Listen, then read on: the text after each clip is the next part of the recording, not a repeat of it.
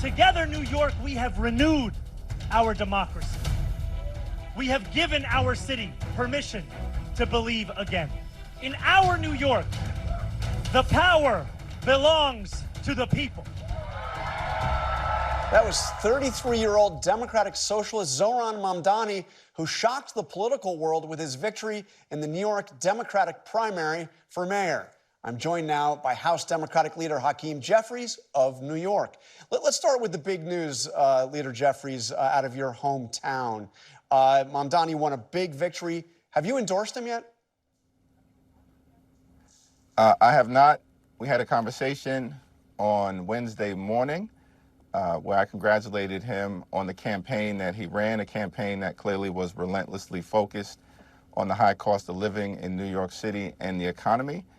He outworked, he out-communicated, and he out-organized the opposition, and that's clearly why he was successful. So what's holding you back from endorsing him right now?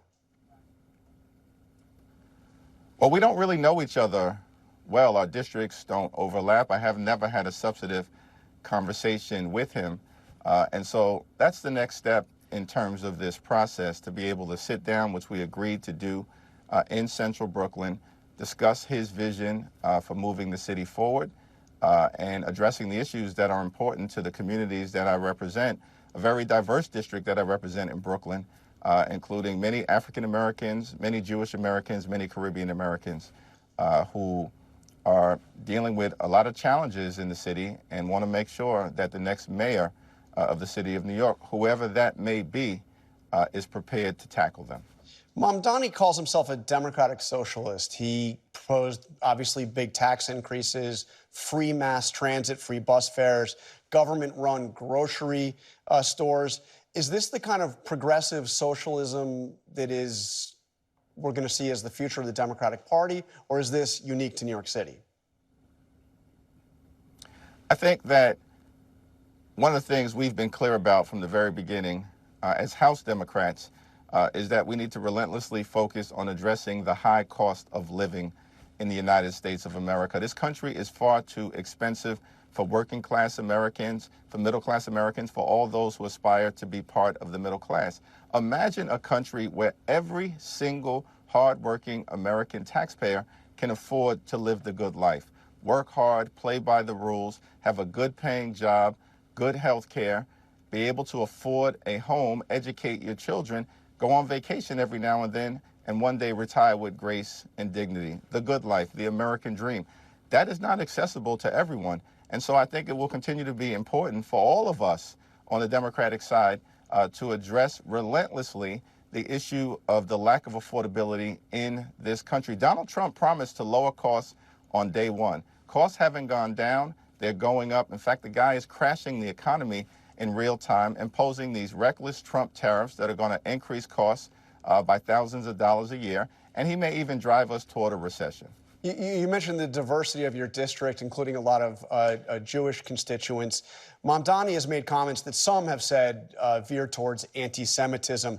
His initial statement after October 7th, he criticized the Israeli government but didn't criticize Hamas. He defended the use of the word globalize, or the phrase globalize intifada. And he even said that the Israeli Prime Minister Netanyahu should be arrested, or he would, if he were mayor, he would arrest Netanyahu if he visited New York City. Do these things concern you? Globalizing the intifada, by way of example, is not an acceptable phrase, and he's going to have to clarify his position on that as he moves forward. With respect to the Jewish communities that I represent, I think our nominee is going to have to convince folks that he is prepared to aggressively address the rise in anti-Semitism in the city of New York, which has been an unacceptable development.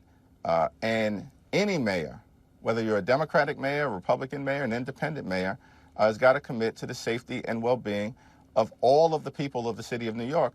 And when there are moments of crisis and a rise in anti-Jewish hate, that's a threshold, of course, needs to be crossed. With respect to the African American and Caribbean American communities that I represent, it's going to be important for our nominee to articulate the case for dramatically and decisively addressing the rise in gentrification and the housing displacement that threatens to continue to wipe out low and moderate income Black and Latino communities in New York City. It's an unacceptable phenomenon, and the next mayor of the city of New York has to be able to articulate a clear plan and commitment to address these concerns for the people that I represent and folks all across the great city of New York. All right, let's turn to developments here in Washington. The Supreme Court, big decision, empowering Donald Trump by limiting the power of judges to stop his executive orders or to freeze his executive orders. How big a deal is this? This was really the one way, the one restraint on his actions that's been effective so far.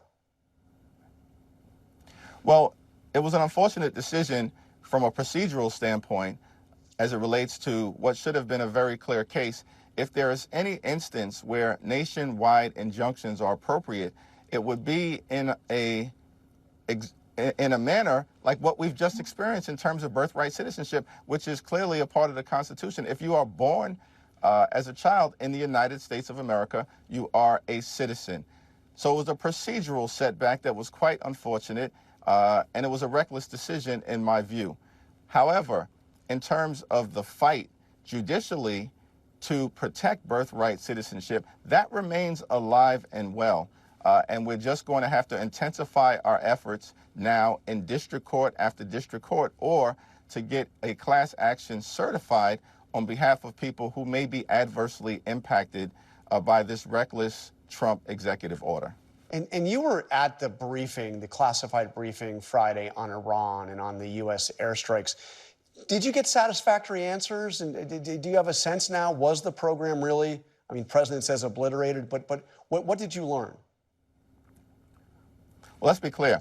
Iran is a sworn enemy of the United States of America, as well as our allies in the Middle East, like Israel and Jordan.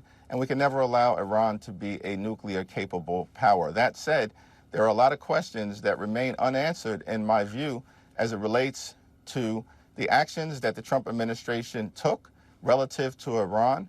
Why did they not seek the congressional authorization required by the Constitution for this type of preemptive strike? I still haven't seen facts presented to us as a Congress to justify that step, and I certainly haven't seen facts to justify the statement that Donald Trump made that Iran's nuclear program has been completely and totally obliterated. We also need the case to be made by the administration to the American people as to how to best accomplish the objective of preventing Iran from becoming nuclear capable. Why did they abandon the aggressive diplomacy that was successful under the Obama administration? And what is their plan to stop us from getting into another failed Middle Eastern war? A lot of questions that need to be answered, and those answers haven't been compelling to date. All right, a lot of questions for sure. Leader Jeffries, thank you for joining us.